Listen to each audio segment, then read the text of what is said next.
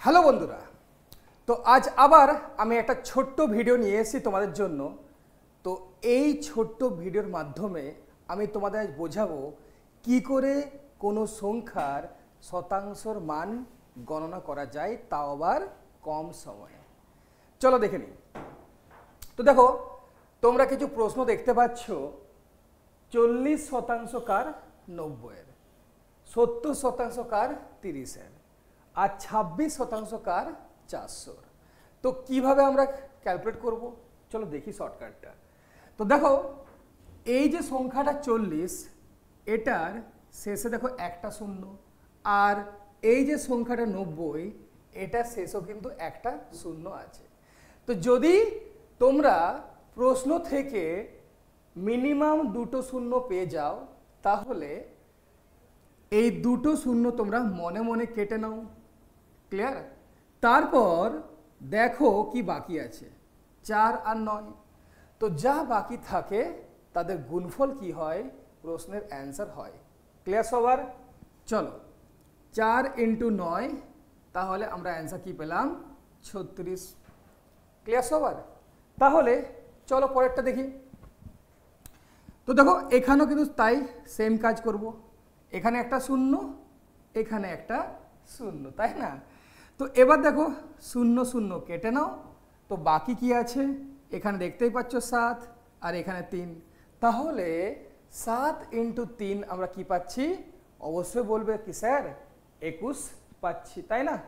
তো চলো লিখে নিই। তাহলে এই প্রশ্নের অ্যান্সার কি পেলাম আমরা, 21 পেলাম। এবার পরেরটা দেখো। দেখো, 26-এর শেষে কিন্তু শূন্য নেই, বাট এই যে 400, এটার শেষে কিন্তু আমরা শূন্য দেখতে পাচ্ছি, তাই না? তো আমি কি বললাম, আমাদের করণীয় কি, যে কোনো দুটো শূন্য কেটে দাও। ক্লিয়ার? তো দেখো, এই প্রশ্ন কিন্তু আমরা দুটোই শূন্য পাচ্ছি। তো এই দুটো শূন্য কাটার পর বাকি কি আছে, অবশ্যই বলবে স্যার এখানে আছে 26, আর এখানে কি আছে 4। তো এই দুটোর গুণফল কি হবে, এই প্রশ্নের অ্যান্সার হবে। ক্লিয়ার? তো 26 × 4 তোমরা করে নাও। তো 26কে যদি আমি ভাঙি, 20 + 6, তাহলে 20 × করে নাও প্রথমে 4, 80, প্লাস কি পাচ্ছ 6 × 4 24। তাহলে 80-র সাথে যদি 24 যোগ করা হয়, তাহলে কি পাবো আমরা, 104। আশা করি তোমাদের কনসেপ্ট ক্লিয়ার। তো আজ থেকে প্রশ্ন পাওয়ার পর আগে ভালো করে প্রশ্নটা লক্ষ্য করো, কি প্রশ্নের মধ্যে মিনিমাম দুটো শূন্য আছে কি নেই। যদি তোমরা দেখতে পাচ্ছ কি মিনিমাম দুটো শূন্য আছে, তাহলে তোমাদের চিন্তা ভাবনা এটাই কিন্তু হওয়া দরকার। বাট যদি তোমরা বুঝতে পারছো, মানে দেখতে পাচ্ছ কি দুটো শূন্য নেই, তাহলে কি করণীয়, চলো এটাও কিন্তু আমরা জেনে নিই। তো দেখো, এখানে দুটো প্রশ্ন আমি লিখে রেখেছি। প্রথমটা কি, 32% কার 280-র, পরেরটা কি 67% কার 320-র। তো ভালো করে লক্ষ্য করো, কোনো প্রশ্নতে কিন্তু আমরা মিনিমাম দুটো জিরো পাচ্ছি না, তাই না? আশা করি তোমরাও আমার সাথে একমত। তো এভাবে যদি আমরা প্রশ্ন পাই, তো কি করে আমরা বাড়াবো, চলো এটারও একটা দারুণ কনসেপ্ট আছে, জেনে নিই। কনসেপ্টটার নাম কি জানো, এটাকে বলি আমরা স্প্লিটিং কনসেপ্ট। কি বলা হয়, স্প্লিটিং কনসেপ্ট। চলো তোমরা একটু কনসেপ্টের নাম লিখে নাও। এটাকে বলি splitting concept, splitting of percentage. Clear? কি বললাম, স্প্লিটিং অফ পার্সেন্টেজ। একটু লিখে নাও, স্প্লিটিং অফ পার্সেন্টেজ। এটা হচ্ছে আমাদের কনসেপ্টটার নাম, যে কনসেপ্টটা আমরা এখন ব্যবহার করতে চলেছি। স্প্লিট মানে কি, অবশ্যই বলবে কি স্যার ভাঙা, ব্রেক করা। তো এই যে শতাংশের মান দেখতে পাচ্ছি, এটাকে কিন্তু তোমাদের স্প্লিট করতে হবে। বাট একটা কথা মাথায় রাখবে, স্প্লিট করার সময় আমরা বেসিক্যালি দুটো টুলস ইউজ করে থাকি। কোন কোন টুলসগুলো ইউজ করি, চলো তোমায় একটু বলি, তোমায় জানতে হবে কিভাবে 10% মান লেখা যায় আর কি করে 1% মান লেখা যায়। তো এই যে দুটো টুলস তোমাদের শিখতে হবে, কি করে ক্যালকুলেট করব যে কোনো সংখ্যার 10% বা যে কোনো সংখ্যার 1%। ক্লিয়ার? তো এবার তোমরা দেখো কত তাড়াতাড়ি করা যায়।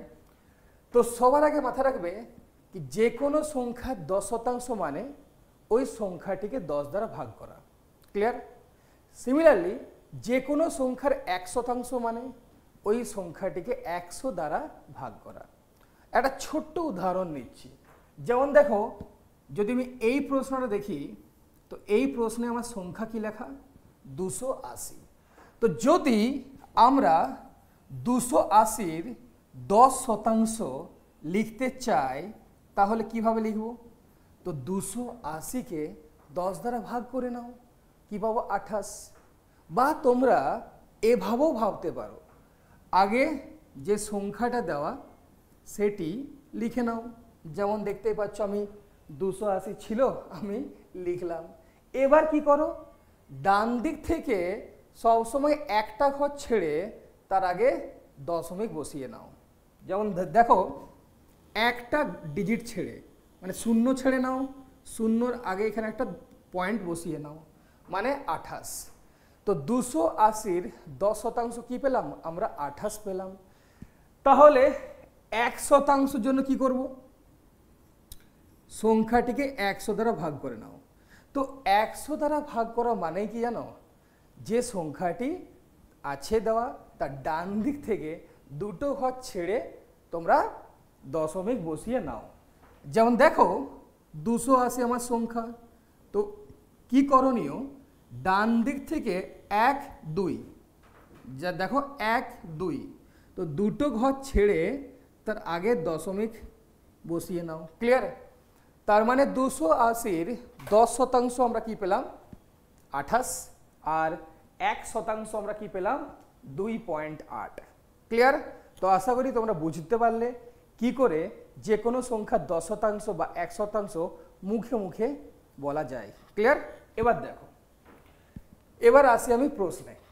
দেখো সংখ্যা ছিল 280, আমাদের ক্যালকুলেট কি করতে হবে 32%। তো কিভাবে আমরা ক্যালকুলেট করব? তোমরা হয়তো ভাবছো, অনেক হয়তো ভাবছো স্যার এ আবার কি প্রশ্ন, 32/100 ইন্টু 280 লিখবো, সলভ করবো, অ্যান্সার লিখবো। তো দেখো হয়তো তুমি অ্যান্সার পাবে, বাট মুখে মুখে কি পারবে? পারবে না। তো যদি মুখে মুখে বানাতে চাও তাহলে তোমাদের জানতেই হবে প্রসেস। তো প্রসেসটা কি? এটাকে বলি স্প্লিটিং কনসেপ্ট, মানে স্প্লিট মানে ব্রেক করা। তো এই যে 32% তুমি দেখতে পাচ্ছ তোমরা, তো এই 32%টাকে আমরা ভাঙবো। কিভাবে ভাঙবো? তো 32-এর কাছাকাছি একটা সংখ্যা নাও যেটিকে 10 দ্বারা ভাগ করা যায় সম্পূর্ণভাবে, যেমন 30। ক্লিয়ার? তো কাছাকাছি নেবে। অনেক হয়তো বলবে কি স্যার 40 নিলেও তো হয়। অবশ্যই হয়, কেন হবে না, বাট 32-এর থেকে 40 দূরে, তাই 32-এর থেকে 30 কাছাকাছি। তাই 30 নিলে কি হয়, প্রশ্নের ক্যালকুলেশনটা আরও সোজা হবে। ক্লিয়ার? তো যেটা সব থেকে কাছের ভ্যালু, তো চেষ্টাটা করো সেই ভ্যালুটাকে নেবার। ক্লিয়ার? তো দেখো, তো 32-এর কাছাকাছি আমার সংখ্যা কি ছিল যেটিকে 10 দ্বারা ভাগ করা যায়? 30। তো 30-এর সাথে 2 যোগ করে নাও, তো কি পাবে তোমরা? 32 তোমরা পাবে। ক্লিয়ার? এবার দেখো মজাটা, এই যে 30%, এটা কি? এটা হচ্ছে 10%-এর 3 গুণ। চলো তোমাদের জন্য আমি স্টেপটা লিখে দিই যাতে কারোর কোথাও যেন কোনো প্রবলেম না হয়। তো দেখো 10%, এটা 3 গুণ কি হয় 30%। কি ছিল আগে প্লাস, তো প্লাস লিখে নাও। 2%, এবার দেখো 2% মানে কি হয় 1%-এর 2 গুণ, তাই না? 1%-এর 2 গুণ। তো আমরা বলতেই পারি কি 2 × 1%। ক্লিয়ার? 2 × 1 শতাংশ। আশা করি তোমাদের সবার কনসেপ্ট এখানে ক্লিয়ার। তো এবার দেখো অলরেডি আমরা লিখে রেখেছি 10% মানে 28 আর 1% মানে কি 2.8। চলো সলভ করে নিই বাকিটা। তো দেখো 3 ইন্টু 10% মানে কি আমরা লিখে রেখেছি 28, তো তোমরাও এখানে 28 লিখে নাও। ক্লিয়ার? এবার দেখো প্লাস 2 ইন্টু কি আছে 1%। তো দেখো 1% মানে কি 2.8, তো এখানে লিখে নাও 2.8। ক্লিয়ার? তো 10% মানে 28, 1% মানে কি 2.8। এবার নর্মাল একটা ছোট্ট ক্যালকুলেশন আছে, করে নাও। তো দেখো 3 ইন্টু 28 কি পাচ্ছি 84, 28 ইন্টু 3 84। এবার দেখো 2 ইন্টু 2.8, তো 28 ইন্টু 2 56, এক ঘর আগে দশমিক বসিয়ে নাও, তার মানে 5.6। ক্লিয়ার? তো 84 প্লাস 5.6 আমরা কি পাচ্ছি ফাইনালি 89.6। তাই এই প্রশ্নের সঠিক অ্যান্সার কি হওয়া দরকার ছিল? অবশ্যই তোমরা বলবে স্যার 89.6 হওয়া দরকার ছিল। তো আশা করি এই যে কনসেপ্টটা তোমাদের ক্লিয়ার হয়ে গেছে। তো কেমন লাগলো অবশ্যই তোমরা কমেন্ট বক্সে কমেন্ট করে জানিও। ঠিক আছে, চলো তাহলে পরেরটা দেখে নাও একবার। 67%, কার? 320-র 67%। তো 67কে ভেঙে নাও। কিভাবে ভাঙবে বলো তোমরা, চেষ্টা করো। তোমরা অবশ্যই বলবে স্যার 70 নেন। কেন?